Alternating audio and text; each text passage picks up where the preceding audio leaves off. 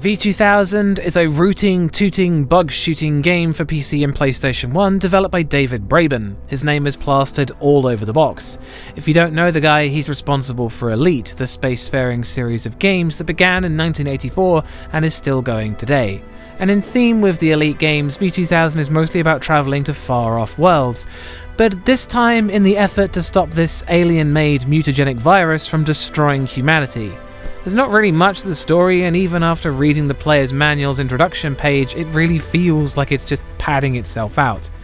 Basically, each level is its own little planetoid, and the goal is to wipe out all the creatures and then destroy the hive. It's basically pest control on the macro scale. The real difficulty comes from preventing the surviving natives from being killed, or killing themselves, dying in nuclear explosions, running them over. If too many humans are killed, then the world is lost, and this might as well mean try it again, because the game is just not very interested in losers. The problem is that the game isn't very good at letting you be a winner either. The very first level is extremely easy, but everything after it is less of a series of difficulty spikes as opposed to difficulty mountains and cliffs. Firstly, the game's controls are not great. Playing with mouse and keyboard on PC is challenging. There's two types of movement, hovercraft mode and flying mode. Hovercraft mode turns the game into Resident Evil with tank controls. You just spin on the spot, move forwards and backwards, and shoot directly ahead. This makes navigating wide open spaces and dispatching ground enemies work well on paper, but in practice it's not as simple as that. Firstly, wide open spaces are kind of rare. There are a lot of them with just so many trees, and levels like the jungle world are impossible to traverse with plants and rocks being literally everywhere. It's a jungle! Also, ground enemies have this habit of shooting back, there's no strafing, and sometimes your ship will just blow up if you're shooting too close to an enemy, even if it's not apparent why your ship is taking damage. So what? The plants just slow you down, right? Well, sort of, as long as you're moving slowly. If you have the need for speed, then they tend to do damage to your ship if you're moving fast, and even if you have shields up, you'll break through them after about 10 or so close encounters with the flora.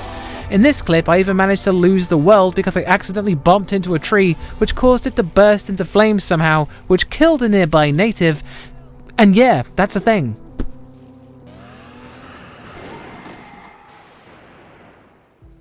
So what about fly mode? Well, fly mode is much harder to control, requires fuel, and turns your aiming into a spray and pray encounter. There is no lock-on, but there is a targeter, which is like putting iron sights on a gun and then asking you to complete a shooting range on the back of a bunking Bronco. You already know where the right direction is, it's just a case of getting your ship to aim in the right direction. I don't know if it's better with a joystick, but it's minorly better with a controller, which brings us to the PlayStation version. The PlayStation version looks pretty good for what it is, but the problem is that the frame rate is more akin to your grandma flipping through a family photo album than it is a video game. The controls benefit it, but it's still hard as hell to actually hit stuff. So the combat is pretty bad. It's not very good, because the movement is pretty bad and not very good. Surely it'd be okay if you just take things slowly. The problem is that you can't. Every level has a time limit for the trophy, and whilst you may think that trophies are optional, you would not be wrong, they are. That is if you don't like extra lives. The game's trophies all contribute to you getting an extra ship, which is nice, but you may as well just replay the level the second you destroy your ship. The only way I can see this being a benefit is if you were foolish enough not to save the game between levels. Which, why wouldn't you? You can get a game over from bumping into a tree.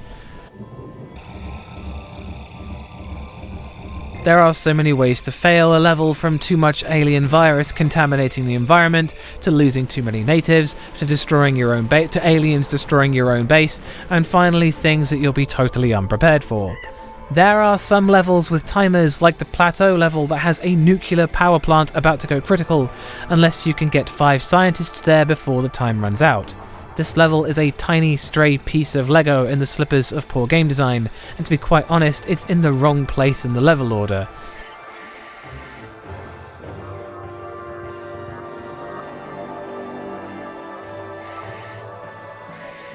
Scooping up 5 natives, training them and taking them to the power plant would be much easier if they didn't put the nuclear power plants and main base on the top of mountains. How is anybody supposed to get up there? You don't even know at this stage in the game that you can get a boost to your ship's fly mode height, so I'll be bumping into the side of the cliff until that plant goes into meltdown. You don't know that you aren't meant to attempt something until you've tried it and failed a few times, and sometimes there is nothing you can do to make it easier. Sometimes it's really just hard and there's no trick or weapon that will help.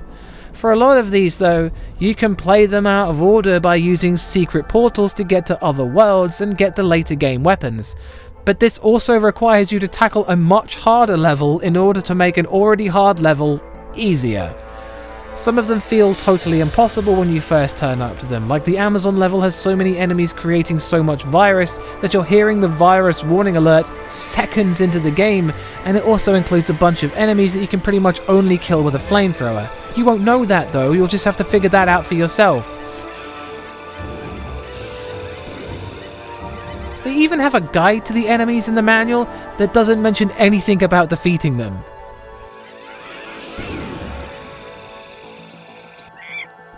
The atoll level was the straw that broke the camel's back for me. It's a circular ring of islands with 16 natives in it, which is an abnormal amount for the game. The game then tells you that nobody is allowed to die or you lose. Right. But in the middle of these islands is the hive, and the second that you start the level, the murderous lobsters are 75% of the way to the most populated island. You have less than 30 seconds to get to the island, beam up as many natives as you can, whilst trying not to kill any as you defeat the lobsters. I couldn't do it. I resorted to cheating, and I hate that. It didn't help that the previous levels had been so soul-crushing that when I got a world lost screen 30 seconds into the level, I just started googling cheats. So you may think that I have a pretty negative opinion on the game, and you're right, I do. But it does a lot of things really well. There are an absurd number of weapons, from little helper bots that fly around and shoot things that get close to your craft, to various types of bombs, lasers, machine guns, guided rockets, and then useless stuff like a gun that literally shoots virus. You also get a water cannon from blowing up a manta ray in one of the underwater levels, where it's useless. Don't get me wrong, it's useless on land too since it doesn't hurt anything, but it's more useless underwater. The levels themselves have this unique feeling of peace and calm to them after you've completed them, and returning to levels you've done is always a pleasure, but it's also something that you kinda need to do. We're dipping back into the negative here for a bit, but I can't help it, I like to complain. So the problem with the game being very spray and pray is that besides the machine guns, which are pretty much useless against most enemies, ammo is finite. You will run out of it a lot. And the way that you increase ammo is by finding a random power-up in the world, or taking your natives back to the base and putting them to work in your underground factories. The problem with this, which is a phrase I'm getting tired of saying, is that you cannot farm ammo. If a factory produces a power-up that gives you 20 guided missiles, you can't get another 20 by waiting for it to produce another power-up. You can pick up another one, but it'll just reset to 20. And some of the things the factories generate are totally useless. Like one factory grants you 20 shots of plasma green, which is absolutely nothing. Look how fast I burn through these shots.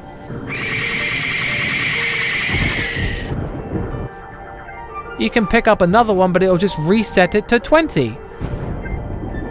And sometimes you can only choose to activate one factory at a time, which means you are playing lucky dip with what weapon you get to help you on the next level. My point is that when you run out of something, you can't restock without going back to the level that produced it to begin with, unless you find one in a level randomly. This means entering the secret portal roulette. I say secret portals, but a lot of them have big arrows pointing to them, so it'll be pretty hard to avoid them, really. It isn't clear where they go to, so that's always a gamble, but anytime a level has more than one hive for you to enter, there's always a chance you just could have gone somewhere nicer. There are many levels that have multiple portals, and going backwards and forwards between levels is a real pain on PlayStation thanks to the loading times, but I strongly advise against you playing that version anyway because it's basically unplayable.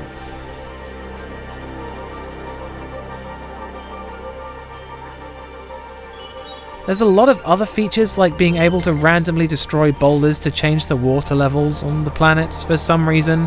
There's a lot of little robots you can pick up and put in your inventory to defend things, and an adorable little virus cleansing robot that has the time of its life purifying the lands. There's enough variations in the world to not get too mad that you essentially encounter the same grassland world 4 times, but as I previously hinted, the game's difficulty kind of makes a lot of these points moot. I like difficult games, I've been known to play them for fun, but what I don't like is annoying bullshit, and this game has a lot of that. That's all I had to say really. I think the game is cool, but I would not recommend it ever to anyone. It's something that you watch someone else play. Like me. Thanks for watching, and I guess I will see you next time.